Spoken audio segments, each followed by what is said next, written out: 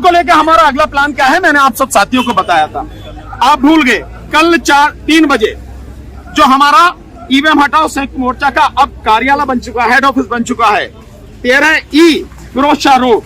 उस 13E Firoz Shah road पर आप सारे के सारे लोग 3 बजे पहुंचेंगे। मैंने कल ही कह रखा, सबको बता देना आप सब और मैंने कह रखा है कि कल हम खुलासा करेंगे कि इस ईवीएम को रखने में कौन कौन शामिल है, इसमें सरकार, इलेक्शन कमीशन और कौन कौन है जो इस षड्यंत्र को बनाए रखना चाहते हैं, सत्ता पर बने रहना चाहते हैं। उसका खुलासा बाकायदा होगा, कई चीजों का खुलासा होगा। कल आप लोग आएंगे तो ईवीएम का अगला कदम है हमारा ये, जो कल आपको होगा, और इसके बाद में स्टेप बाय स्टेप हम लोग चलेंगे, आपको बताते रहेंगे, क्योंकि आप ही साथी हैं। मैं आपका दिल से धन्यवाद देना चाहता हूं कि हमारी ईवीएम की लड़ाई को, और मैंने यहां इसलिए आपको बुलाया कि ये मजदूर साथी हैं, इनकी आवाज भी तो आप ही उठाएंगे, ये भी तो आप ही के बहन भाई हैं। इनकी आवाज जब तक मीडिया नहीं उठाएगा, और मीडिया आप है, तब तक कहां तक पहुंचेगी इनकी आवाज। इसलिए इनके आपको सबको मैंने फोन करके पर्सनली मैंने आज सबको फोन किया, और मैं धन्यवाद देता हूं आप में सारे साथी यहाँ आ जाए हैं, इसलिए हमने आपको बुलाया है। और ये लड़ाई में ये भी शामिल होगा, और आगे की जो लड़ाई होगी ईवीएम की बहुत मजेदार, बहुत मजबूत लड़ाई होने जा रही है। आप देखना, वो काम होगा जो कोई लोग सोच नहीं सकते, वो आगे वो काम होगा। तैयारी कर रहा है चुनाव कराने के लिए, करने दो, उससे क्या फर्क पड़ता है। बंद होने में कितनी देर लगे, 1 मिनट। ये डिब्बे बंद, अब कागज से होगा। देश का नुकसान होगा बहुत। देश का कोई नुकसान नहीं होगा। देश का नुकसान ये लोग कर रहे हैं जो लुटेरे बैठे हैं, ये देश का नुकसान कर रहे हैं। ये मजदूरों का हक मार रहे हैं। ये लुटेरे हैं जो इस देश के लोगों की, बच्चों की शिक्षा को इन्होंने बर्बाद कर दिया है। ये वो लोग हैं, ये वो लोग हैं जिनकी वजह से, जिनकी गलत नीतियों की वजह से आज देश का जो क्रीम है, जो ब्रेन है, वो बाहर पढ़ने जाता। 8 लाख बच्चे इस देश के। कभी देश था कि दुनिया के लोग यहाँ पढ़ने आते थे। जब विक्रमशिला विश्वविद्यालय था, जब नालंदा विश्वविद्यालय था, यहाँ पढ़ने आते थे। जब तक्षशिला विश्वविद्यालय था, आज यहां से जा रहे हैं। और 8 लाख बच्चे हर साल देश से विदेश पढ़ने जा रहे हैं, और उनमें से 95% बच्चे कभी आप आते नहीं है। तो यानी जो पढ़ाई, जो ज्ञान उन्होंने लिया, वो हमारे काम नहीं आ रहा, वो देश दुनिया के काम आ रहा, औरों के काम आ रहा। सर एक सवाल, बूथ के बूथ लूट लिया जाए, कौन किसकी हिम्मत है बूथ लूटने की?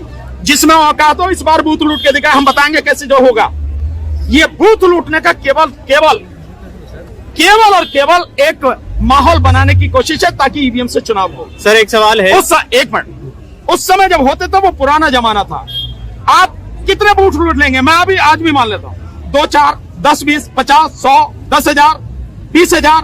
यहाँ तो पूरा का पूरा इलेक्शन, यानी 10 लाख से ज्यादा बूथ हैं, वो पूरे के पूरे लूट लिए जाते हैं। सरकार घर में अटके जो है ईवीएम में गड़बड़ी करके बना ली जाती है। आप चाहते कि ये होता रहे? जबरदस्ती तो मैं दावे के साथ कह रहा हूं, अगर जनता खड़ी होगी, एक भी बूथ कैप्चर नहीं हो सकता, एक भी बूथ लूटा नहीं जा सकता। सर सवाल ये है, आप लोग ईवीएम पे लगातार आवाज उठा रहे हैं यूट्यूब पर। राहुल गांधी से पूछना, राहुल गांधी के खिलाफ FIR, हम तो मुकदमा लड़ेंगे उसका फ्री में। काहे का? अब तो काहे को विपक्ष जा रहा? विपक्ष को ईवीएम की लड़ाई लड़नी चाहिए, वो यात्रा में लगा है। अगर ईवीएम हट गई तो किसी यात्रा की जरूरत नहीं, पब्लिक वैसे ही जिता देगी। और मैंने कल कहा था, आप यात्रा कर लो, कुछ भी कर लो, अगर ईवीएम रहेगी तो आप जीत नहीं पाओगे। जनता तो हर बार आपको वोट दे रही है। जनता ने कहा वोट नहीं दी आपको वोट दे रही है। बात यह है कि आप अपनी वोट को उसकी रक्षा ही नहीं कर पा रहे। सो न्याय यात्रा से कुछ नहीं होगा, भारत जोड़ो यात्रा से कुछ नहीं होगा। जो लोग जुड़े हुए हैं, असली यात्रा है इस ईवीएम को लेकर यात्रा निकलो, तब तो बात बनेगी। और जब तक ईवीएम रहेगी, पूरा देश भी वोट दे देगा तो भी नहीं जीत पाओगे। और ईवीएम हट गई, दावे के साथ कह रहा हूं, मोदी सरकार 40 से ज्यादा सीटें ले नहीं पाएगी लोकसभा में 543 में से। सर सवाल ये है, ईवीएम की आवाज अब यूट्यूब पे उठा रहा है, सबसे ज्यादा चैनल्स दिखा रहा है, और यूट्यूब खुद सर्टिफिकेट दे रहा है कि ईवीएम पूरी तरह से ट्रांसपेरेंट है, पारदर्शिता है। यूट्यूब नहीं दे रहा सर्टिफिकेट, वो इलेक्शन कमीशन की वो उसने लगा रखी है, वो मजबूर है, सरकार के दबाव में है। इन सब लोग जो दबाव में है, जिनका सरकार गला दबा रही है, इन सबको आजादी दिलानी है।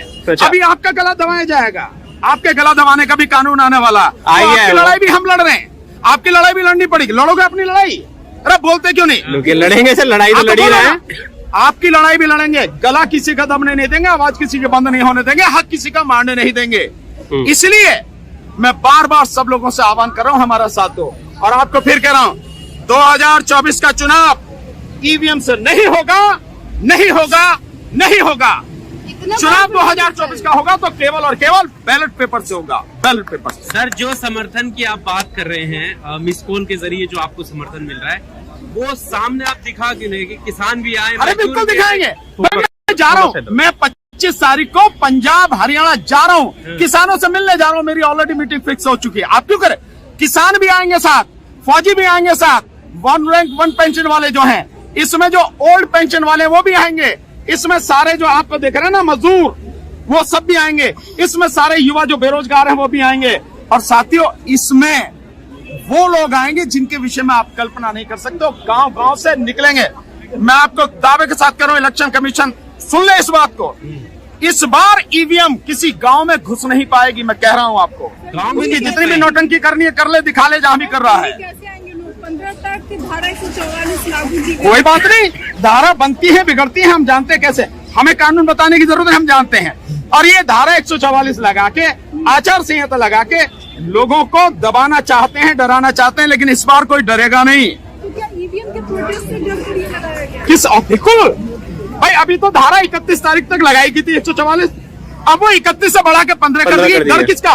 क्योंकि हमने ऑलरेडी 11 तक प्रोग्राम अनाउंस कर दिया था, आपने दिखाया ना पूर्व सबको, इसलिए 15 तक कर दिया। कोई बात नहीं, तुम करो, हम देखेंगे कैसी धारा 144 लगेगी, कैसा हमारा क्या बिगाड़ेगी, लोगों को कैसे डराएगी, हम बताएंगे। ईवीएम की लड़ाई दिल्ली तक सीमित रहेगी अपने देश में। कमाल बात है यार, मेरे पूरे देश भर से। मैंने तो आपको स्टेट बताए थे, सारे स्टेट गिन के बताए थे, कहां कहां से, मेरे फोन में देखो कहां कहां से फोन आ रहे हैं। लद्दाख से, जम्मू कश्मीर से, पंजाब से, आपके यहाँ से हरियाणा से, उत्तर प्रदेश से, उत्तराखंड से, पश्चिम बंगाल से, आपके झारखंड से, बिहार से, उधर नॉर्थ ईस्ट में चले जाओ, अरुणाचल प्रदेश से, मेघालय से, त्रिपुरा से, नागालैंड से, असम से, और आप नीचे आ जाओ आप, इसके बाद में मध्य प्रदेश से, छत्तीसगढ़ से, उड़ीसा से, और आपके आंध्र प्रदेश से, तेलंगाना से, कर्नाटक से, केरल से और तमिलनाडु से, कहां कहां से फोन नहीं आ रहे। पूरा महाराष्ट्र इतनी जबरदस्त उबाल में है, आप सोच नहीं सकते। पूरा मध्य प्रदेश, साथ में ये दिल्ली है, ये आपका उत्तर प्रदेश है, उत्तराखंड है, राजस्थान है, सब जगह, गुजरात में मोदी जी के गढ़ में अभी हमारी मीटिंग हो रही है 28 तारीख को गुजरात में, राजकोट में, और उसके बाद में 9 तारीख को, 9 फरवरी को अहमदाबाद में मीटिंग होगी।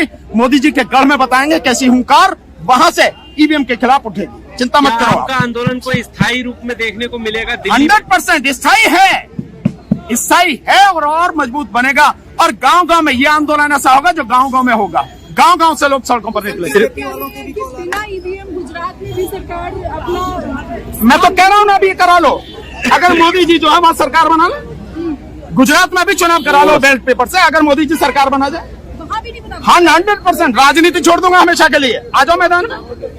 मैं तो कह रहा हूँ मोदी जी से, मोदी जी आपको दुनिया पसंद करती है, देश पसंद करता है, इतने पसंद करते हैं, सीना ठोक के कह रहा हूँ, जिस सीट से मोदी जी लड़े उसी सीट से लड़ूंगा और वहां से उन्हें हरा के दिखाऊंगा। एक बार बैलेट पेपर से चुनाव कराओ ईवीएम को हटा के। मैं चैलेंज कर रहा हूँ, एक्सेप्ट करो चैलेंज मेरा। तो जंतर मंतर ही रहेगा धरना, या इसके अलावा भी कहीं? तेरी जगह यार, जहां मन में आएगी कर लेंगे, सब देश हमारा है। कल भी सुप्रीम कोर्ट के सामने पहुंच गए थे। हाँ, हमारी सुप्रीम कोर्ट है, जहाँ चाहे वहीं